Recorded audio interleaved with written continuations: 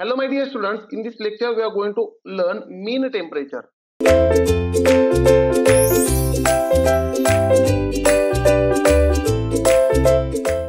Now this mean temperature is nothing but mean temperature of heat supply and mean temperature of heat rejection. Now here this concept is actually valid for Brayton cycle, that is gas turbine cycle, as well as for Rankine cycle. So here in the same lecture only, under the heading of Rankine cycle, in the same lecture only we are going to learn for Brayton cycle as well as Rankine cycle, because before understanding of Rankine cycle already I have taken Brayton cycle. So I hope that you are able to remember the Brayton cycle and all the processes in Brayton cycle. Now my dear students, let us understand this concept for first Brayton cycle.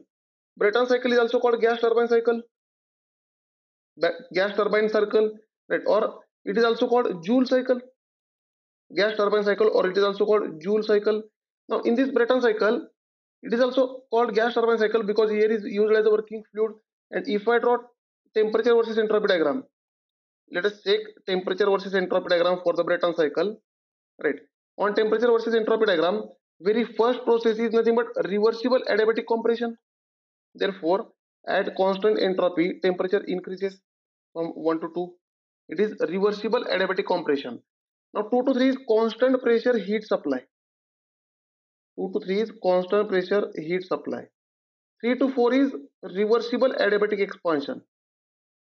3 to 4 is reversible adiabatic expansion, means at constant entropy, here 1 to 2 entropy constant, 2 to 3 constant pressure, 3 to 4 again entropy constant.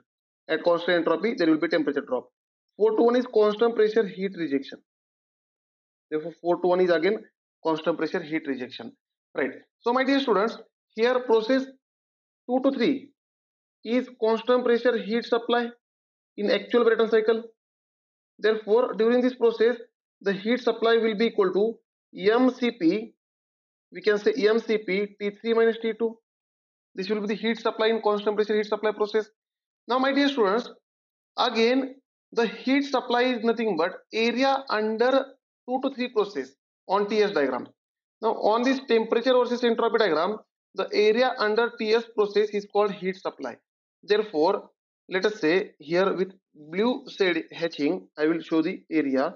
Now from area between 2 to 3 process, this complete area is this blue area is nothing but heat supply, right? Heat supply.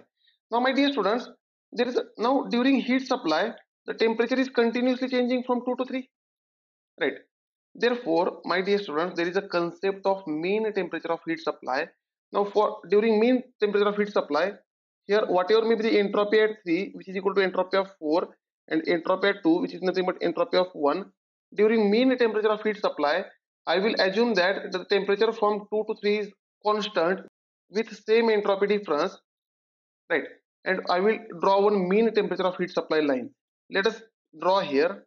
If I draw temperature versus entropy diagram, on temperature versus entropy diagram, here on y-axis there is a temperature, on x-axis there is a entropy, and the constant pressure heat supply process is 2 to 3. Here 2 to 3 is constant pressure heat supply process. Now area under 2 to 3 is nothing but heat supply, right? Now what I will do, with same entropy difference, that is S3 minus S2, then I will draw one mean temperature of heat supply. Let us say there is a one line called mean temperature of heat supply. Let us say this is Tm1, right? Between same entropy difference. Therefore area under this mean temperature of heat supply is nothing but heat supply only, the same magnitude of heat supply here, right? Therefore here what will be the area under heat for heat supply? What will be the area? The area will be mean temperature of heat supply into S3 minus S2 entropy difference, right? This will be the heat supply in this case, right? And my dear students, in previous case and in this case heat supply is same, which is nothing but mcp T3 minus T2.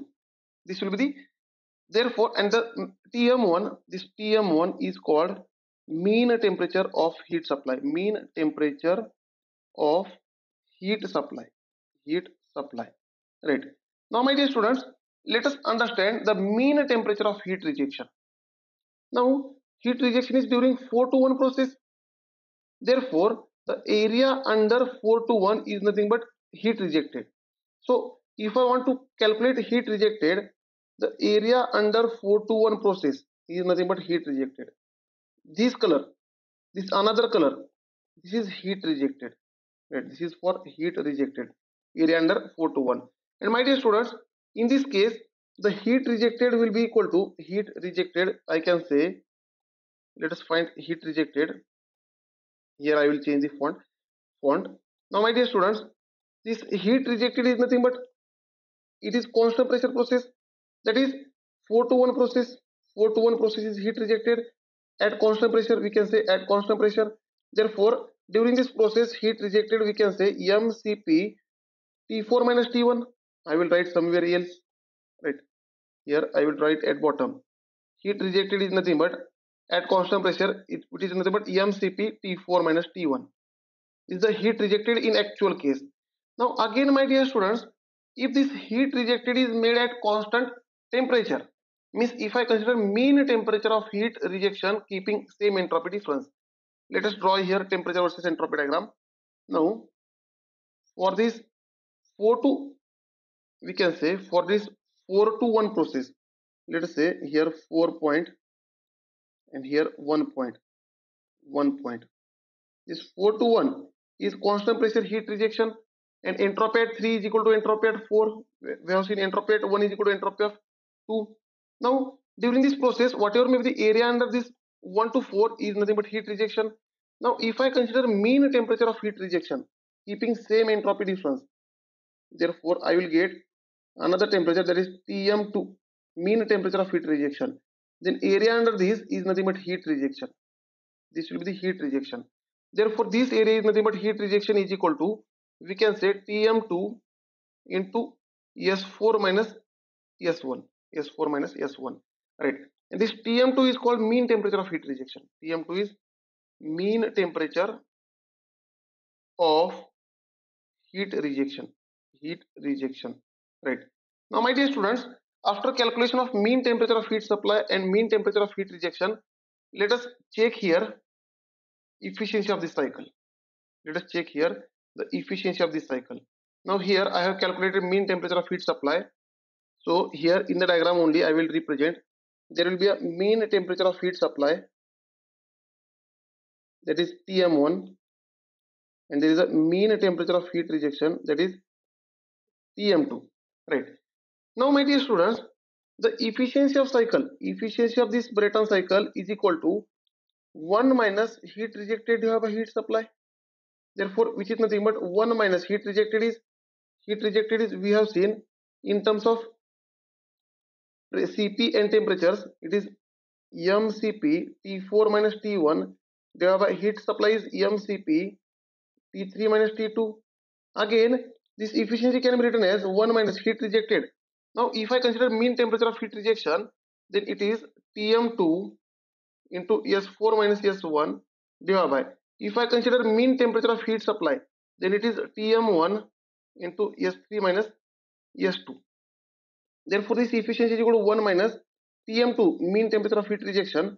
Now my dear students, S4 is nothing but S3 and S1 is nothing but S2. Therefore here in numerator it is S3 minus S2 divided by Tm1 into S3 minus S2. This S3 minus S2 will get cancelled. Therefore efficiency of this cycle will be equal to 1 minus mean temperature of heat rejection divided by mean temperature of heat supply, right?